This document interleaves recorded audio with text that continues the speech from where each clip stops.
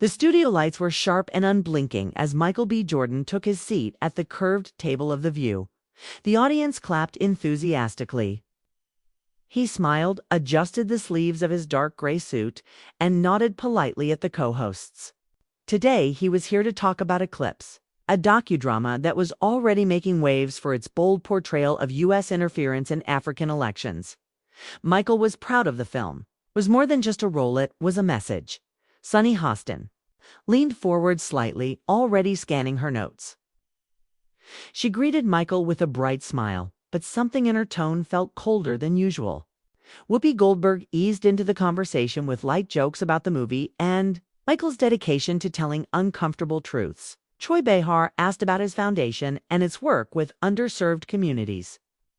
Everything was flowing well until it wasn't. Michael, Sunny said, her voice smooth but sharp. You've played powerful roles on screen, heroes who fight injustice. But do you think you've used your real-life platform with the same urgency? Michael blinked, then offered a professional smile. I believe in action more than noise. That's what my foundation tries to do. Build something real. The film is one way of sparking that dialogue, but the work continues beyond the screen. Sunny tilted her head, right? But your foundation, Project Lift, accepted money from an organization that's now been revealed to have ties with U.S. intelligence operations overseas. You collaborated with them in 2019. Did you know it was funded by the CIA? The room changed. The laughter stopped. Even Whoopi's face turned. Michael froze for a second, not because he was guilty, but because he recognized the name Sunny. Had just said it was a small nonprofit, long shut down. It had helped fund youth film programs in West Africa. Michael had thought it was clean. But hearing it now, live, in that tone, it wasn't just a jab. It was a landmine. He kept his voice steady. Think that's a dangerous accusation, especially on live TV. That organization was fully vetted as far as we were told. Sunny didn't back down. Vetted by whom? They were operating under a diplomatic arts grant that was classified until recently. Did you know that your team was part of something called Eclipse Protocol? Michael looked at her, stunned.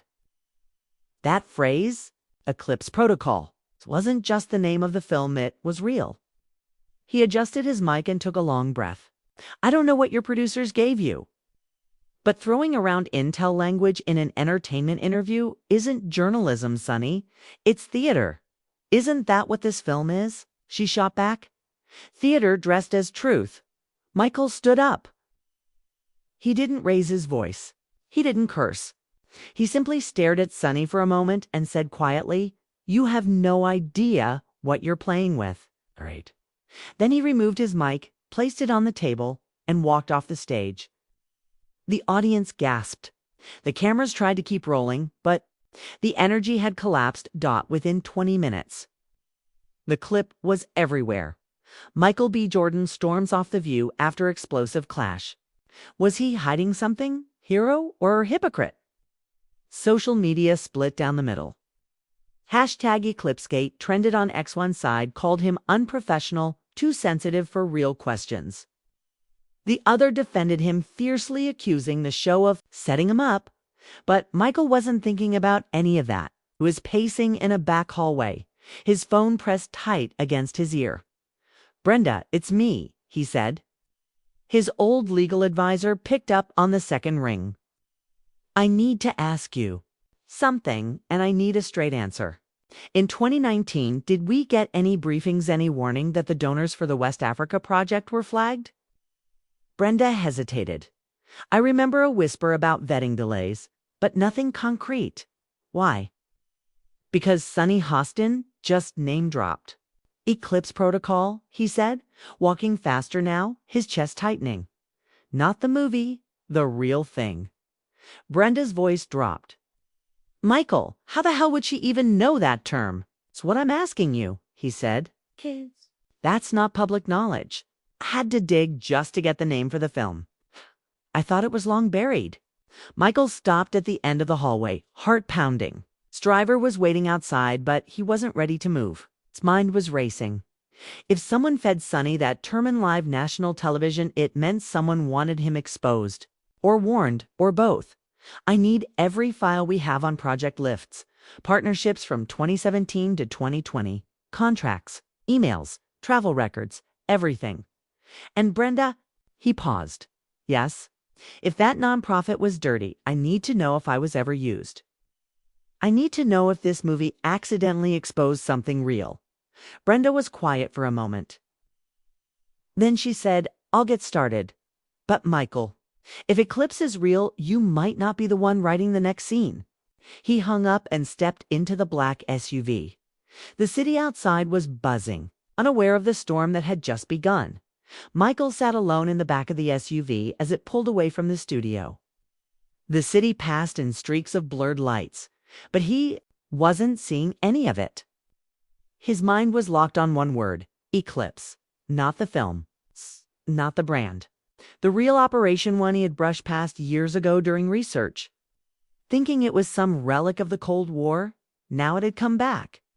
Not in the shadows of a spy novel, but under the bright lights of a live TV interview. And it had his name. In the middle of it, his phone buzzed with messages and news alerts. Every outlet had picked up the clip.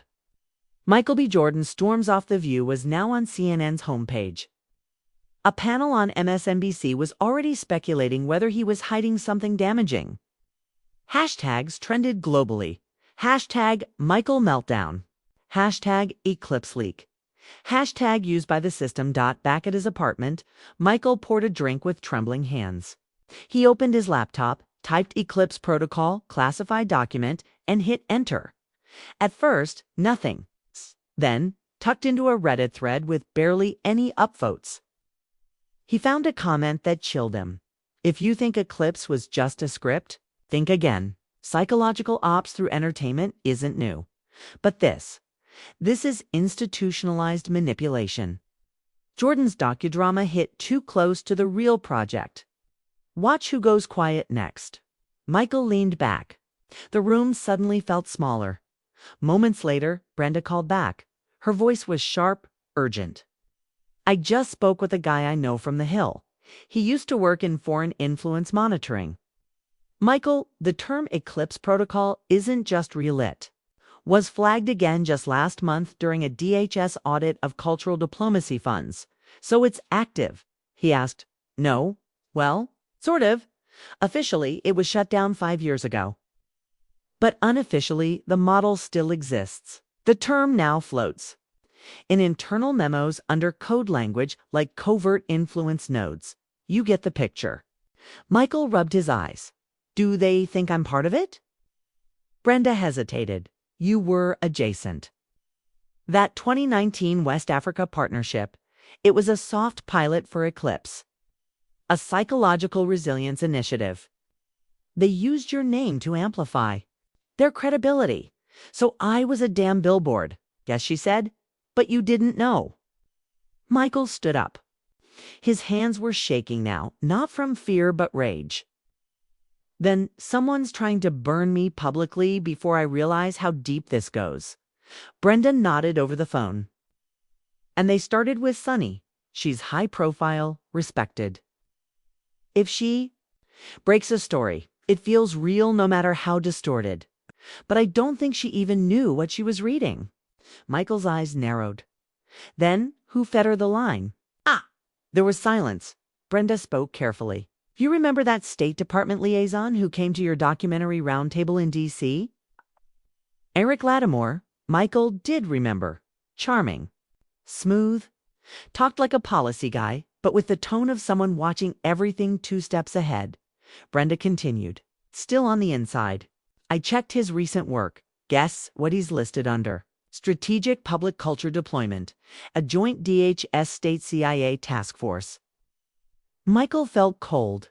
Meanwhile, across the city, in a soundproof government operations room, Eric Lattimore watched. A replay of the interview. His face betrayed no emotion as Sunny's words echoed. Did you know your team was part of something called Eclipse Protocol? He rewound the clip again. His assistant entered with a thin file marked red line. Activation subject, Jordan, Michael B. Eric opened it slowly. Inside was a digital profile, filmography, foundation donors, flight records, encrypted signal logs, and a recent facial recognition tracking map. The cover sheet had one line: status, Phase 1 influence correction in progressors. Leaned back. He was never supposed to connect the dots this fast. His assistant hesitated. Should we escalate? Eric stared at the screen. Not yet, he said. Let's see if he burns himself trying to be a hero. Back at Michael's place, another call came in. Unknown number. He almost didn't answer, but something in his gut told him to. A voice, distorted, low, digitally scrambled, spoke calmly. Mr. Jordan, you want to understand what Eclipse really was? Check the archive folder on your old hard drive. It's 2018. Look for a video labeled Flagstone Briefing.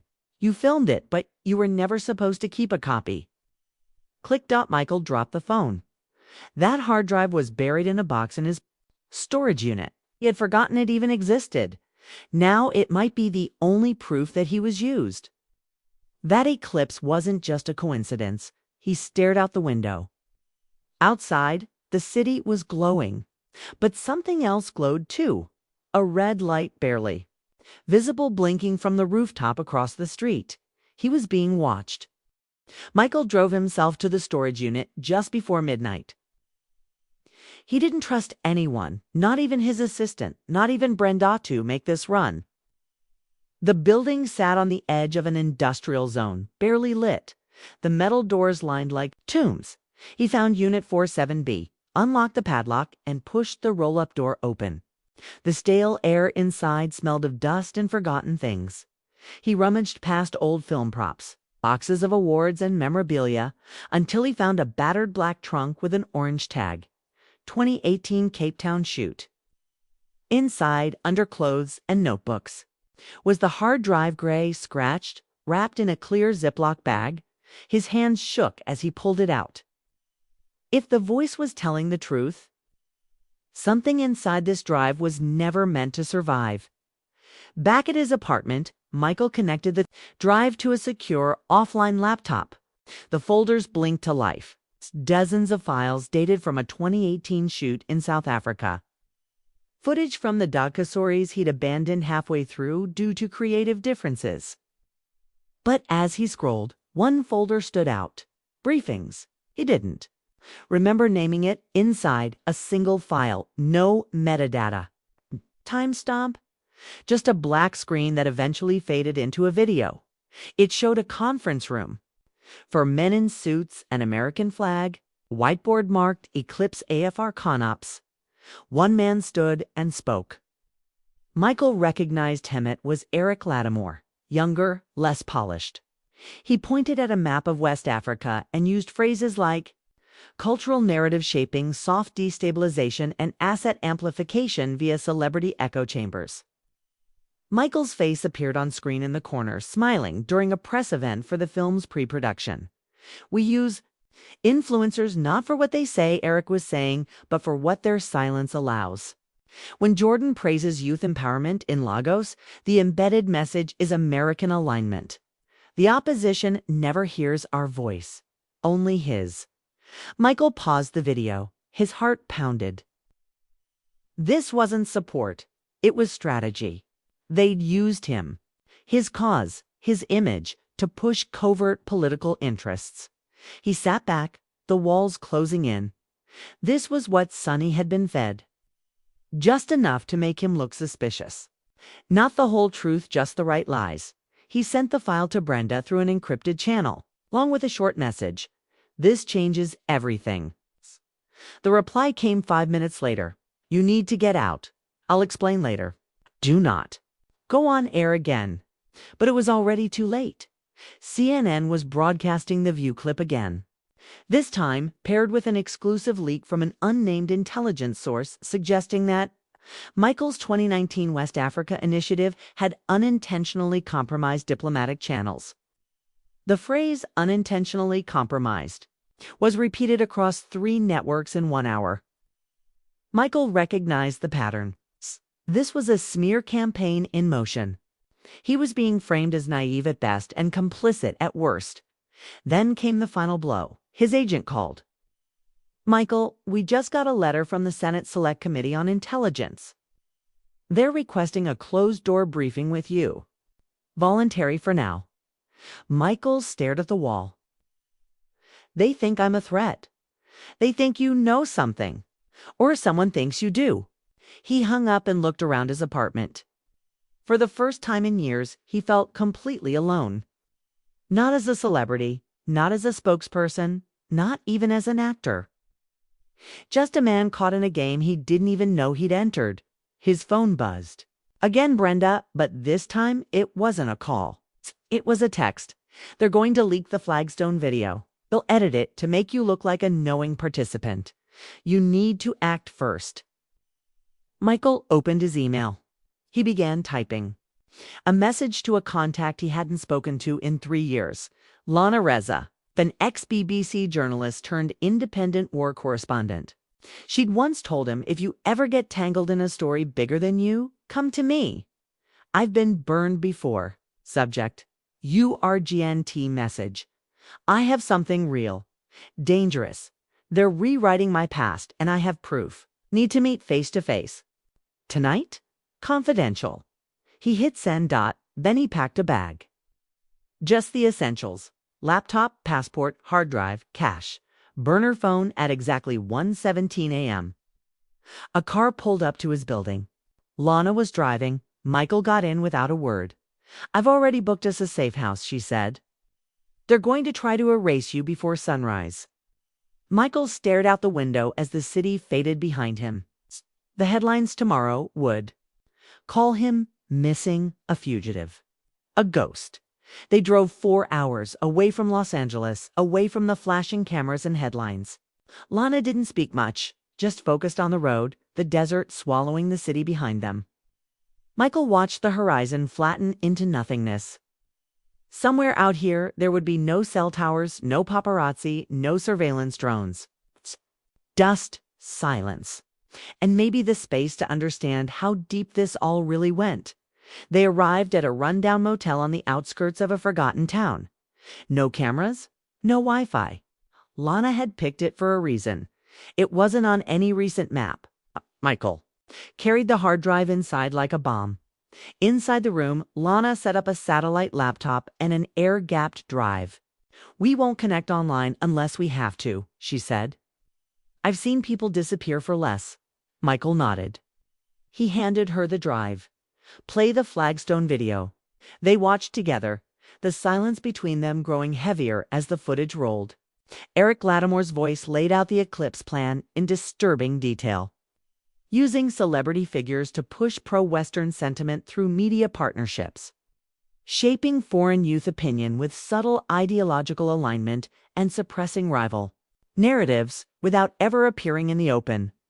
Lana paused the video. "This is psychological warfare." She said, "I didn't know," Michael said softly. "They used my face to run a foreign influence OP. I thought I was doing something good." Lana turned to him. "You were. But now you're a liability. You didn't just go rogue, you became unpredictable. And that scares them more than anything." She pulled out her phone burner. Encrypted Dan sent a single message: "Flagstone live." To a contact codenamed D9. A few minutes later, A. Response blinked in, confirmed. CNN prepping segment tomorrow. Flagstone leaked to partner outlet. Footage heavily edited. "You're the fall guy." Michael sat down hard, "So that's it. Hey, get erased in a fake narrative." Lana's eyes narrowed. "Unless we control the drop." She explained her plan. They'd leak the full uncut video themselves, but not just to one news network. Instead, they'd send it to a collective of trusted international journalists, Latin America, Germany, India, South Africa. Platforms that weren't controlled by American media interests. They'd build a counter-narrative strong enough to make the world question the official one. "But you have to go on camera," she said. "Tell your story before they do." Michael hesitated. "That's what they want me to do. Speak up. So they can twist it again." "No," Lana said.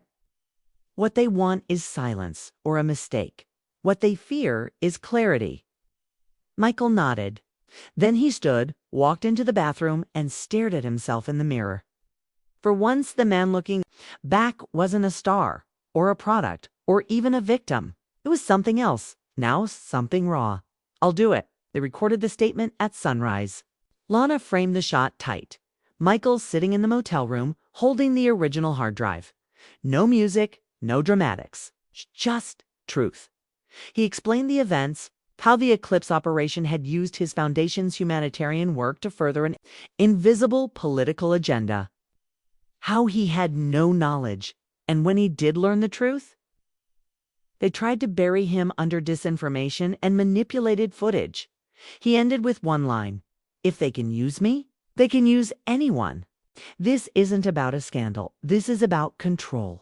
Kana uploaded the video on a decentralized media server mirrored across 5 continents.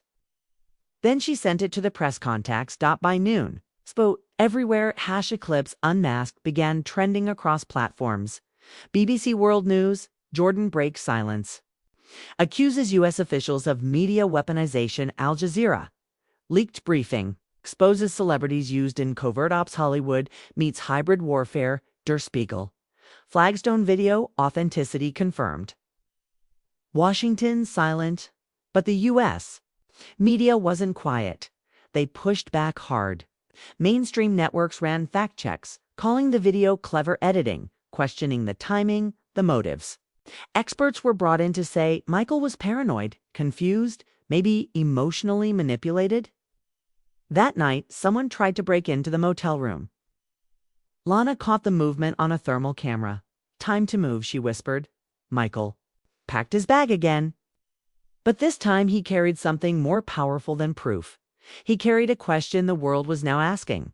Who else have they used? As the sun set behind them, they drove toward a new safe location. But Michael knew this. Wasn't about running anymore. It was about fighting the next part of the story, one headline at a time. They reached a safe house 2 states over by the time the first mainstream takedowns began. CNN ran a 3-minute special dissecting Michael's video, calling it reckless, unverified, and possibly edited by hostile actors. Fox labeled it anti-American propaganda. MSNBC didn't even air it, instead interviewing 2 former intelligence analysts who subtly questioned Michael's mental health. Inside the safe house, a remote mountain cabin once owned by a retired journalist, Michael watched in silence. Lana sat across from him with 2 laptops open, tracing the spread of hashtags, IP addresses, and foreign amplification bots.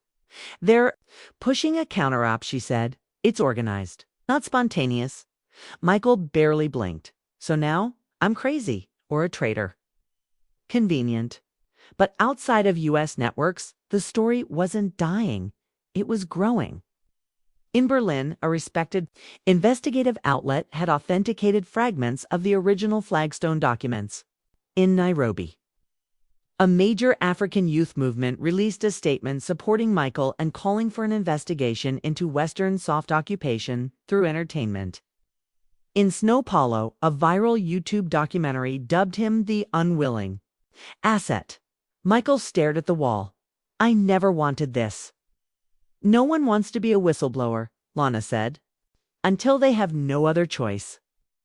She placed a file on the table, a printed document, stamped classified redline status. The top line read, Subject Jordan, Michael B., Civic Influence Profile, Re-Eval. Where did you get this? He asked. My source in Brussels, she said. They classified you as a redline variant. You're flagged internationally now. Michael read the file. According to this document, any airport, border, or diplomatic checkpoint would trigger an alert if he crossed. His name was now part of the global watchstream database, usually reserved for arms dealers, rogue cyber operatives, and former intelligence defectors. He exhaled slowly. They're preparing for character assassination. Or actual removal. Both, Lana said. Unless you make the next move first. That night they hatched the plan. Michael would go live again. but not from a news desk or podcast or a friendly interview. He would appear on a live stream hosted by 3 international whistleblowers, one from Ukraine, one from Chile, one from Nigeria. All were survivors of major state-level cover-ups. All had followings beyond traditional media. All trusted Lana. The topic of the stream would be digital sovereignty and weaponized media.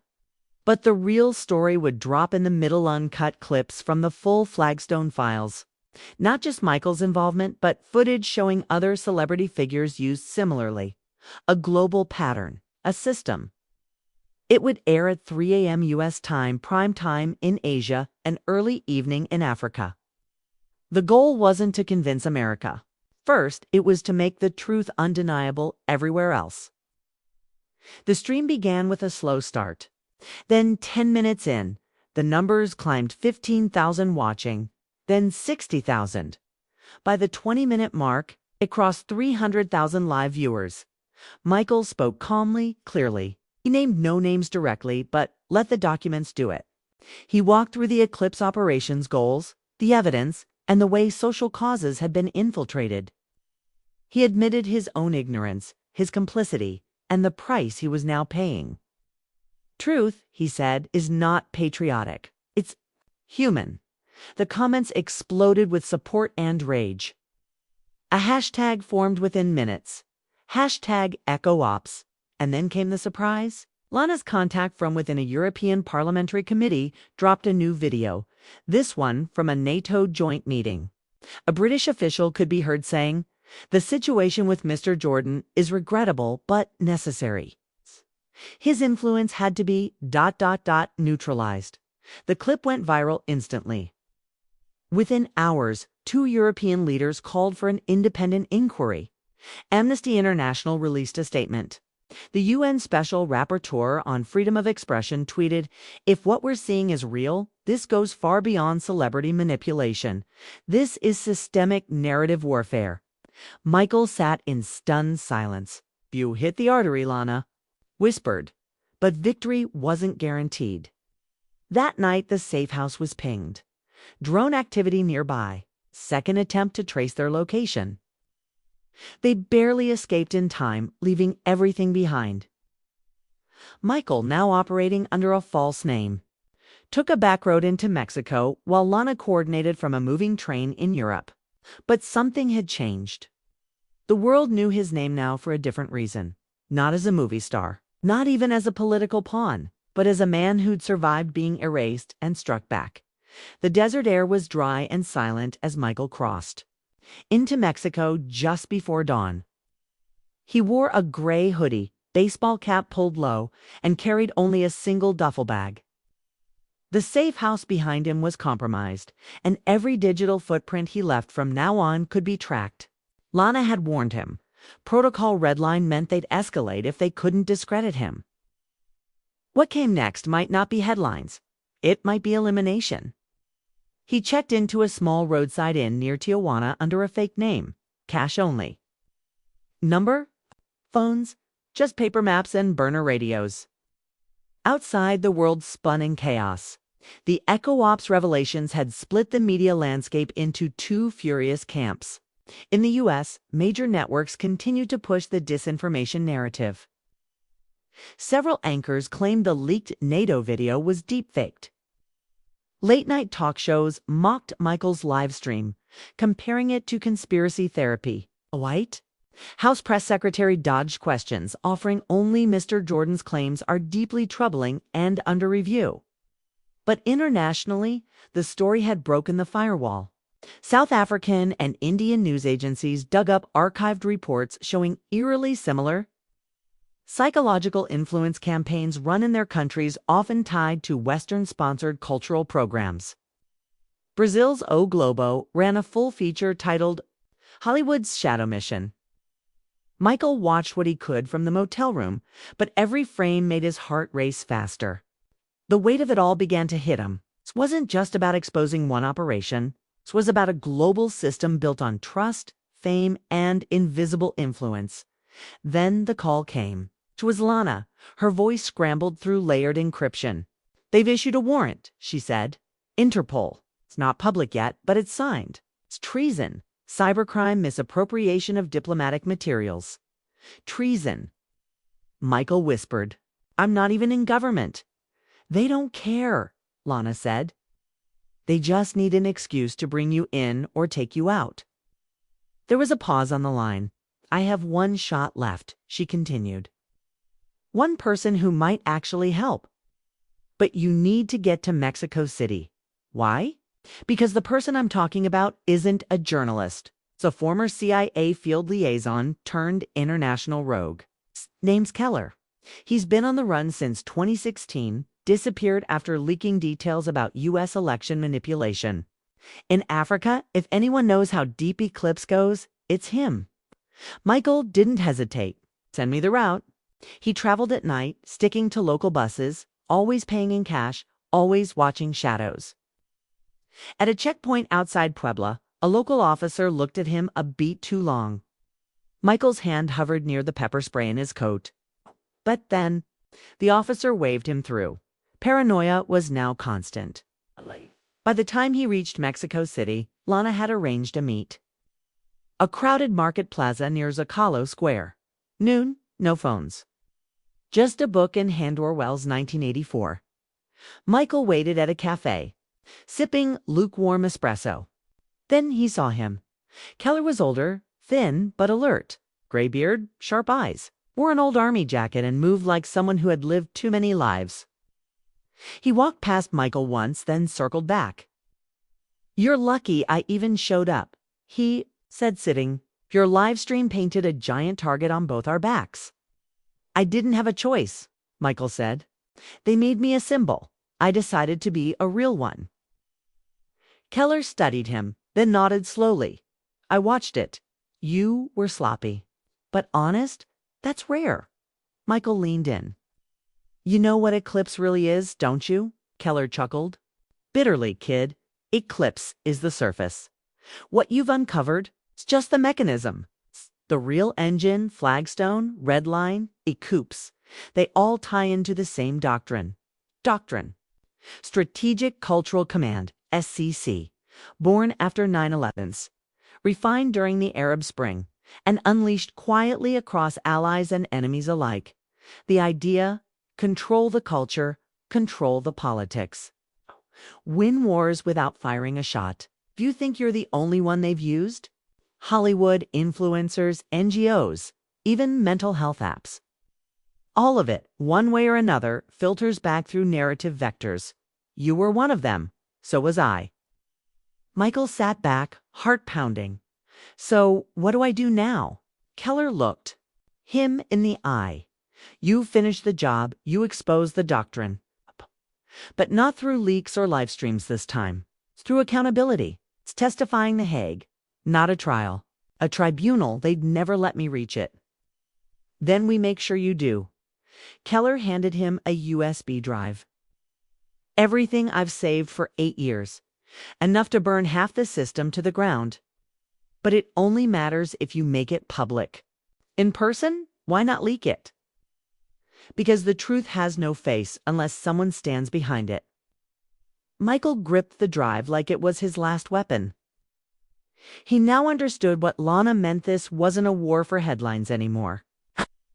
This was a war for history. The plane took off under a false flight number listed as a humanitarian aid vessel bound for the Netherlands. Had no logo, no commercial markings, and carried only 4 people. Michael sat in the back, next to a window scratched from years of covert use. Across from him was Keller, silent, eyes closed, conserving energy. Up front, 2 European whistleblowers coordinated final legal clearances. If anything went wrong in the next 24 hours, Michael would be detained or worse before ever stepping foot inside the Hague. As the aircraft crossed into EU airspace, Michael gripped the USB drive in his pocket. It held everything Keller's. Archive, video proof, transcripts, Black Ops memos. Internal policy documents with logos from NATO, Five Eyes, and even tech giants. If revealed at scale, it would be the biggest intelligence breach since Snowden, but this time with faces and names. Back in Washington. Panic had set in. An emergency session of the Senate Intelligence Committee had been called behind closed doors. The president's national security advisor was seen entering the West Wing. At 2:17 a.m., the media speculated about escalating diplomatic fallout. But the real pressure came from the public. The hashtag #EchoOps movement had erupted into street protests in London, Paris, Johannesburg, and parts of South America. Global influencers began releasing statements. Several former operatives posted anonymous videos backing Michael. He wasn't just a whistleblower now, he was a symbol. And symbols could not be erased quietly. The plane landed at a private airstrip near The Hague under heavy rain. A3 car convoy met them, driven by Dutch intelligence officials. No words were exchanged. They moved fast, down empty side roads. Cameras disabled. Inside the International Criminal Court building, the air was cold, clinical. But history buzzed in the walls. Michael was ushered into a secure meeting chamber. Behind a curved desk sat representatives from 5 different nations: Germany, Brazil, South Africa, Canada, and Sweden. They formed the foundation of a newly proposed independent tribunal on cultural weaponization. A direct response to #EchoOps. Michael's statement would be the opening testimony. He took a deep breath. The cameras went live, and he began. I am not a politician. I am not a soldier. I am not even a journalist. I am an actor, someone trained to tell stories. And that is exactly why I was chosen by those who created Eclipse. He explained how his influence had been subtly guided, how media platforms were used not just to entertain, but to steer conversations, shape generational beliefs, even shift elections abroad on the name of democratic resilience. He paused only once, as a video behind him played footage of him visiting a youth center years earlier. At the time, it was a charity mission. Now, he knew it had been part of a narrative design program. Data was collected, profiles built, outcomes measured. I am not proud of the roles I played unknowingly, he said. But I am here now, knowing full well the price. After his statement, the room was silent. Then one official asked the final question. Do you believe there are others still active in this program? Michael looked into the camera lens. Yes, some knowingly, most not. And they're not just in film or politics. They're in your governments, your schools, your protests, your algorithms. That night, the tribunal was broadcast across 14 countries. The U.S. called it a violation of sovereignty, but couldn't stop it. Unobservers demanded a full investigation. Congressional subpoenas were issued. A bipartisan alliance formed around narrative transparency. In Los Angeles, Hollywood studios issued carefully worded denials, but a few brave directors stepped forward. Whistleblowers, editors, even former ad execs. The wall was cracking. Michael disappeared again after that. Some say he returned to Latin America. Others claim he's in Iceland under witness protection. He gave no follow-up interviews, no memoir, no documentary, but the echo of his stand remained. The hashtag #EchoOps Tribunal led to the creation of the Global Narrative Ethics Council, an international watchdog group. Cultural manipulation, once dismissed as conspiracy, was now a defined violation of digital sovereignty. And somewhere, in a vault beneath The Hague, Michael's testimony remains archived, uncut, unedited, undeniable. Years later, students would study that footage in classrooms, not as a scandal, but as a warning.